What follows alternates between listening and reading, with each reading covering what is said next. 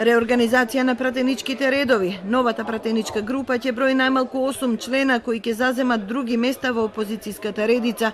Оваа група пратеници што коалицијата предводена од ВМРО ДПМН екскомуницираше уште истиот ден кога стана јасно дека ќе гласа за уставни измени, од денеска е во интензивни разговори за поинаков начин на функционирање. Независни или во нова пратеничка група ќе одлучат до крајот на неделата.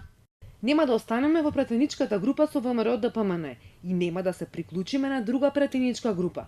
Дали ќе действуваме како независни пратеници или во посебна група, ќе одлучиме откога ќе се договориме меѓу себе.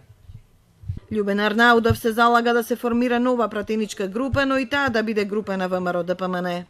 Сакаме ова да биде пратеничка група на ВМРО ДПМН. Исто како што опозицијската коалиција лани имаше 10 пратенички групи, сега треба да се овозможи да има уште една. Јас немам намера да си одам од ВМРО ДПМН. Одлуката на раководството да ме исклучи е избрзана. Минатата година ВМРО ДПМН реши да функционира во 10 пратенички групи, а на четвртата координатор беше Владанка Авировиќ. Иако не е исклучена од Социјалистичката партија, се чувствува непожелно во пратеничката група која сега е единствена, па ќе се придружи на новата групација.